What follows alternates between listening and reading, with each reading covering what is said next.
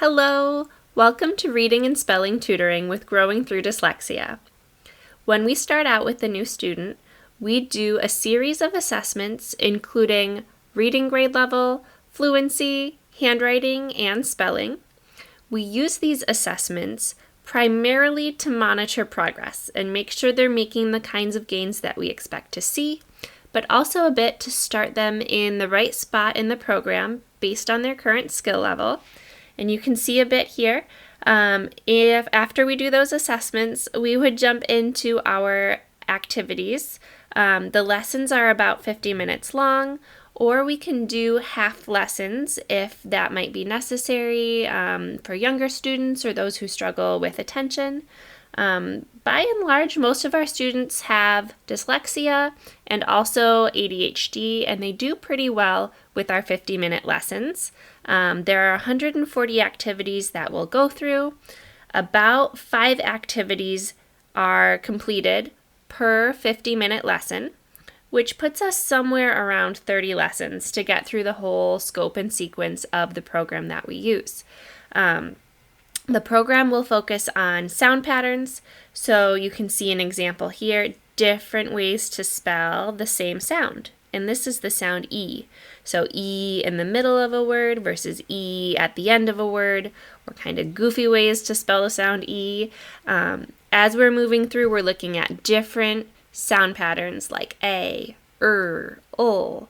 We'll also take a look at the same spelling, like that EA spelling, and the different sounds we might say when we see the same spelling.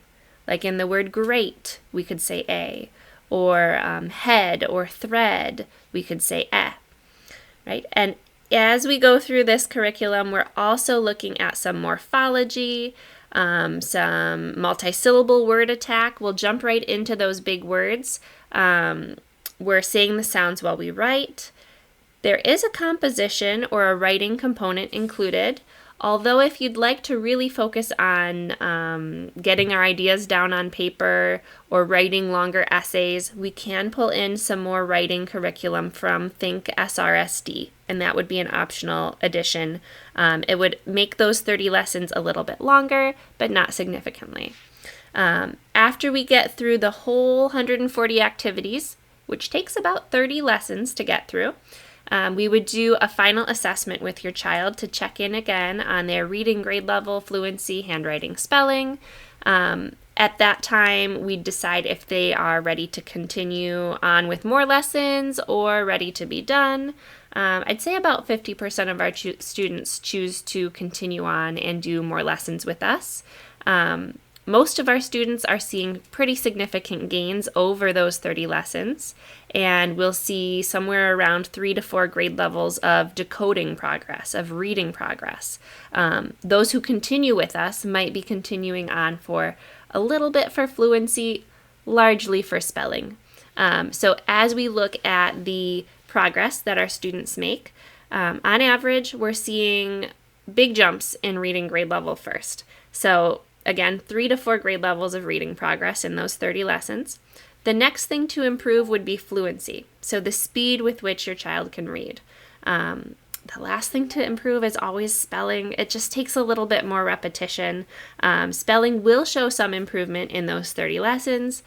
Usually if we want really proficient, accurate spelling, we're going to be working with them a bit longer, or you can use the activities that we provide to practice spelling at home. And then I'll just click to our next screen here. So here's a little bit about our progress that we see. We did a case study with our students this past year. On average, we saw 3.7 grade levels of decoding progress from the beginning to the end.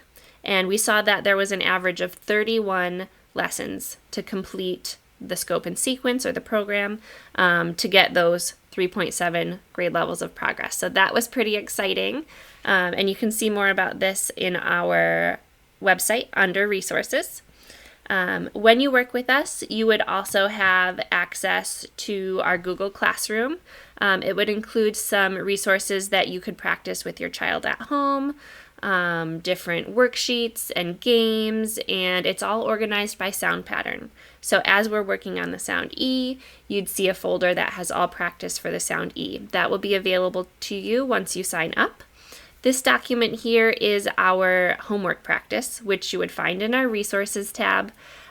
This homework is something you could do daily, ideally, but as much as your child is comfortable.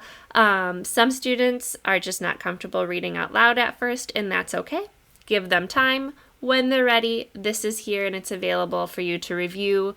Outlines how we want to practice with them here for reading, and then over here for spelling. Another great resource that I like to recommend is phonics books. Depending on the assessment that we do with your child, we might recommend phonics books for practice at home. These are great for students who are older and have more significant growth, room for growth that they could have. So, for example, a middle schooler, high schooler who might be reading at an elementary school level, these books will have text that's interesting for middle and high schoolers. It doesn't feel babyish, but it does have the reading and spelling patterns that are more accessible for students who are still reading at an elementary level. So we do have a couple of those in our Google Classroom available for our families to use digitally, or you could check out their website and get a print copy if you prefer. Audiobooks are another great option to support reading. There are some that will highlight the text as it is spoken. It is also lighting up on the screen, and so to get those eyes on the words as they're hearing the sounds, it's a great way to build their vocabulary and just a good practice. I would say make sure you're also doing some reading out loud. That ear reading is another great resource, especially for vocabulary, but we want to practice our decoding skills as well. And then over here on the spelling side, there are some great spelling resources that we have on our website. And the one I would recommend for home practice would be sequential spelling. We have a 4-day rotation of practice to use with their program if you'd really like to target spelling at home. This would all be available to you, and we would go over any questions or how to do these activities with you during lessons or in a consultation if you'd like. A little bit about our policies. This is again on our resources tab if you'd like to see the whole document. We do require payments to be made before your sessions each week. We have a 2-hour requirement for cancellations or reschedules. We like to do once or twice per week for tutoring, and we ask that you not take any large multi-week or certainly not month-long breaks, as that can set us back a little bit. It's best for it to be continuous, and just, if you need to take a week or two off, that's fine. No problem there as long as we have notice. Materials-wise, you'll just need a whiteboard and marker, access to a computer with a webcam, and then sometimes a headset or a document camera can be beneficial, but it's not required. If you'd like to learn more about what we do here for tutoring, get up-to-date pricing or availability, please click the book a meeting link, and we will be in touch soon. Thanks. Bye-bye.